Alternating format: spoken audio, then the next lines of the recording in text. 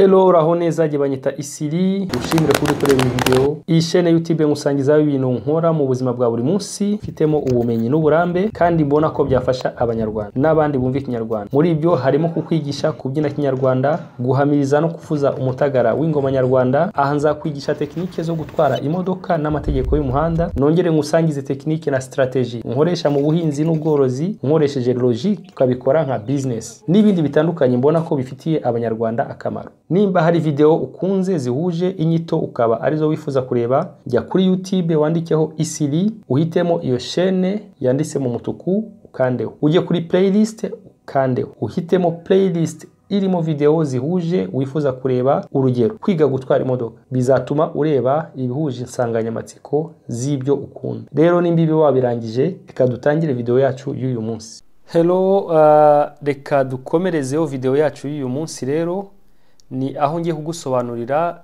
ibimenyetso bimwe bigaragara mu modoka iyo yamaze kwaka. Mwibutse ko video ya mbere nayikoze nkusobanurira igice cya mbere, iki kikaba ari igice cya kabiri, aho turi burebere hamwe ibigize zimwe mu modoka. Ntabwo ibimenyetso bihura mu modoka zose, biterwa na option z'imodoka zimwe na zimwe zishobora kuba zarabasha gukoramo ibitandukanye wabasha kubona nka alerte.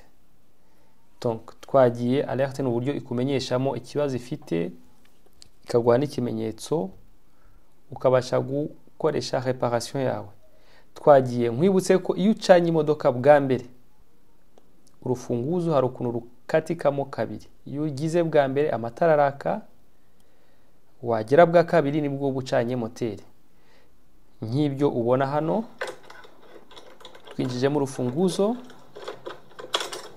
turarucanye. Ibi bimenyetso byose bigomba kwaka bikazima nyuma y'amasegonda 3. Iyo hagize ibisigara, ni ukuvuga ngo ikibazo kiba gifite, imodoka iba ifite ikibazo. Rimwe na rimwe bikurikirana n'ijwi nk'iryo wumvise aho ngaho, rigahita ritambuka, ariko ibimenyetso bitabashije kuzima, ni ukuvuga ngo ni ikibazo imodoka ifite. Reka noneho sasa duhere ku bimenyetso tubonye ahangaha. Sinzi nimba mubona uruhande rwanjye rw'ibumoso hari ibi bikurikira. Duhere ku bimenyetso bitukura. Hano urebye hano hasi hari akantu kameze nk'agapimisho k'amavuta, cyangwa se nakita nk'itenwari, akantu ko gusuka amavuta kari mu mutuku. Aha nahakwereka yuko amavuta akeneye kongerwamo. Amavuta baramutse abaye makeya muri moteri yashize hano, ni kikwereka ko nta mavuta ari muri moteri. Ibi nareka ndeke kujya muri detail cyane, tubanze dufate ikimenyetso ku kindi, kuko n'ubundi nzagenda ngusobanurira byimbitse. Hanyuma kubibona gutya ni bateri. Kumutuku ni bateri y'imodoka.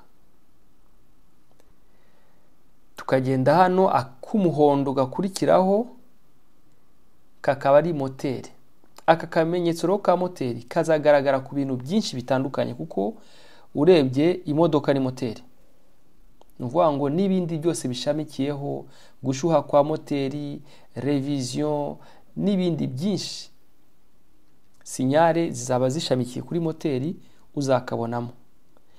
Hanyuma aka kandi mubona kanditsemo ABS, kameze nk'amapine. Iyi system ABS rero igufasha iki ku modoka ziyifite? Uzasanga hari utuntu tw'utudetecteur tuba turi imbere tugufasha yuko iyi modoka ibonye ko umuvuduko wawe wari wasatira icyo wagonga, ihita ikunganira mu gufrena. Ukumva yuko imodoka nubwo warukojeje ikirenge, ariko hari n'ubundi buryo bwayo ikoresheje kugira ngo ifrene. Akenshi uzumva inatunguranye ku buryo isa nkaho warugonze ikintu, kuko ihita ifunga cyane amapine.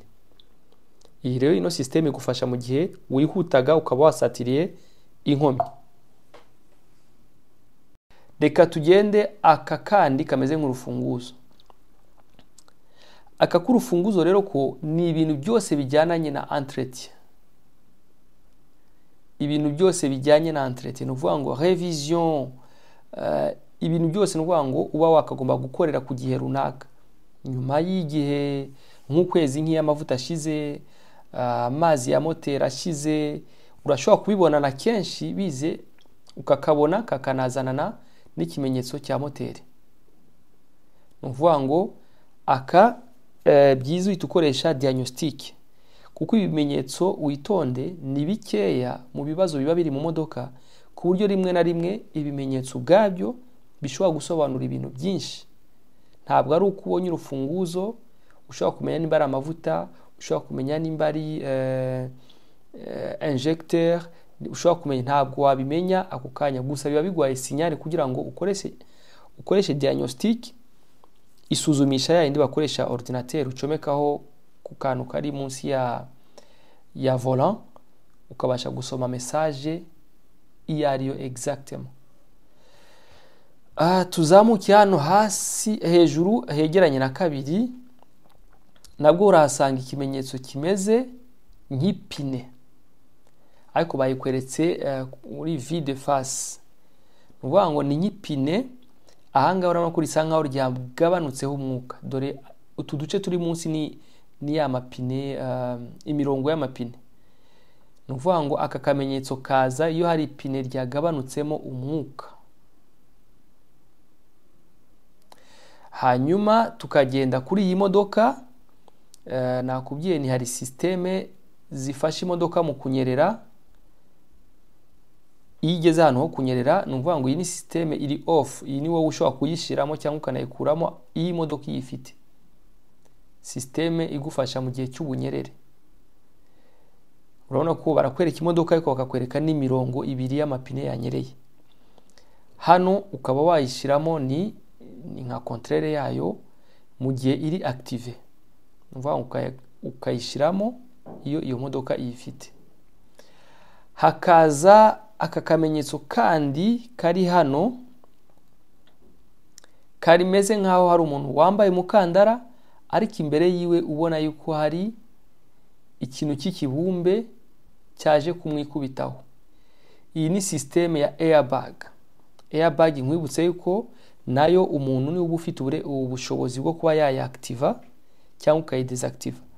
Hari naho iyo ufite nk'umwana imbere, si byiza kufata nk'umwana ufite imyaka mito kumushyira imbere yawe, kuko iyo airbag ije ishobora kuba yamuhungabanya.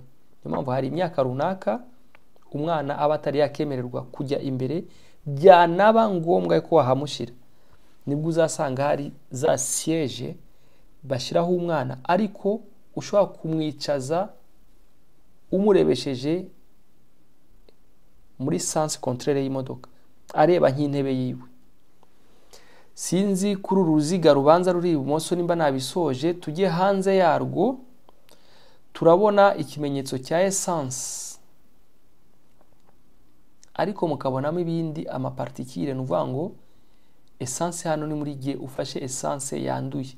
Iki kimenyetso nanone gishobora kuza uramutse wibeshe ugashyiramo carburant itari yayo, ugashyiramo essence hakagomba kujyamo diesel.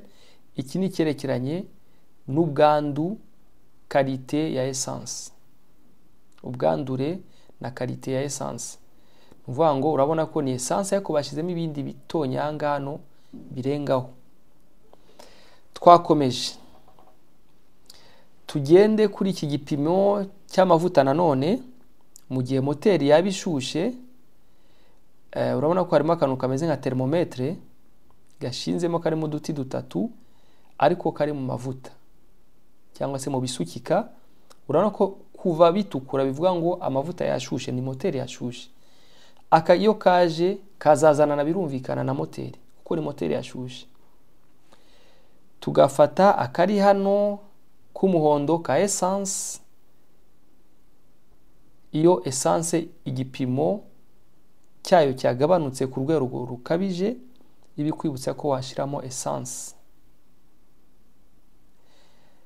Aka kamenyetso kari ibumoso bwawe ni nakavuzeho kuri video ibanza, aka ko nakakubwira uruhande essence yawe igiramo.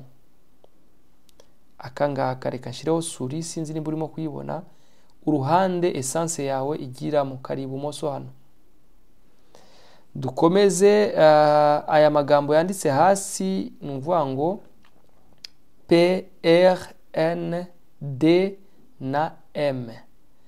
Ibi rero byo ni ku modoka iri automatique.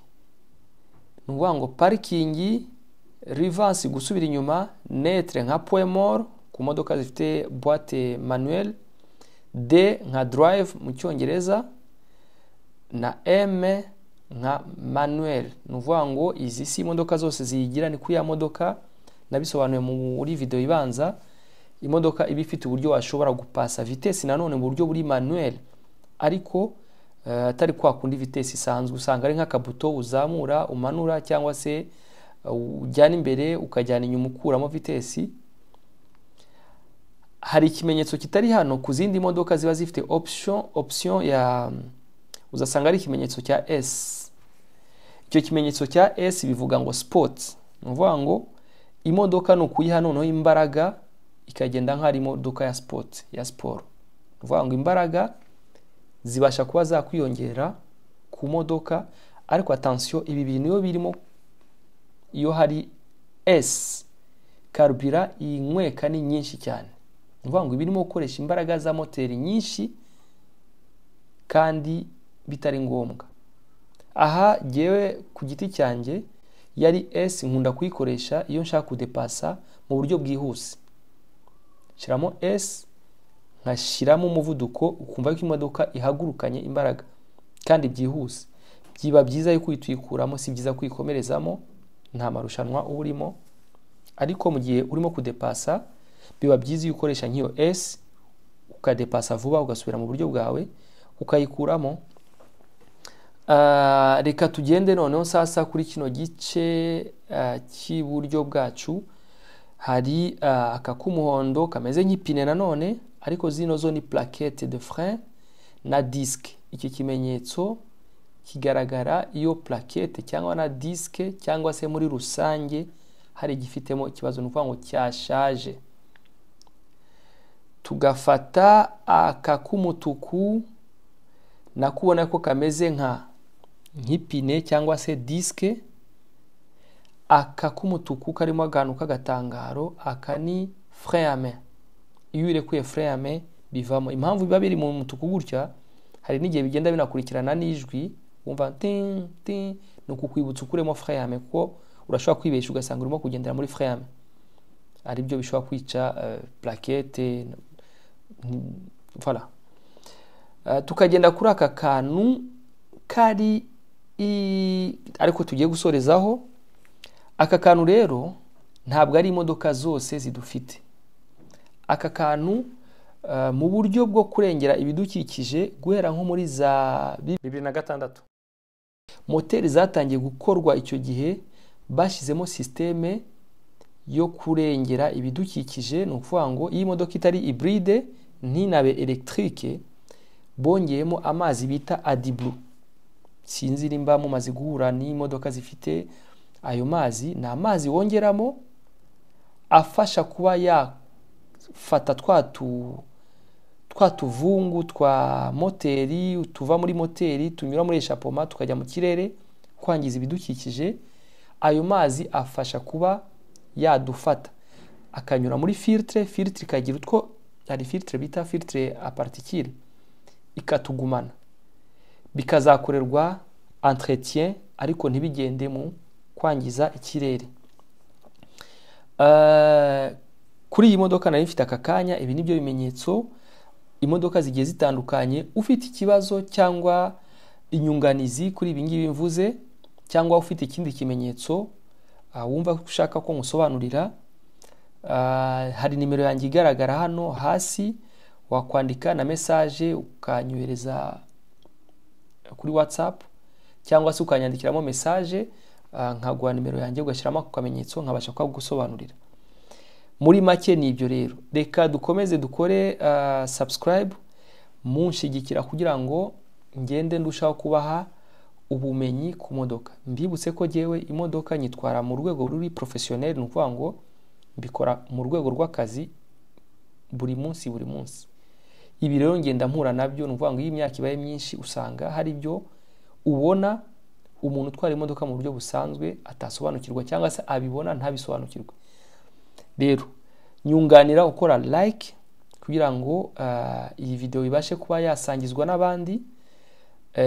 Shiro comment nimba hari icyo wumva ushaka kunyunganira cyangwa se kumbaza, dukomeze dukore gutyo. Okay, reka mbararikire kureba video ikurikira, mbabyire ni byinshi tuzigana ku modoka kugeza ku biri pratique. Nifuje ko kubanziriza mu biri theory, nzagufasha gusobanukirwa amategeko y'umuhanda nifashishije igazeti ya leta, nkanifashisha n'ubumenyi ifite nkabasha kubigusobanurira.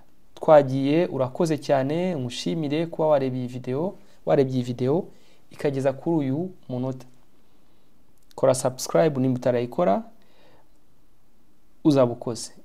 Urakoze cyane, naha ubutaha.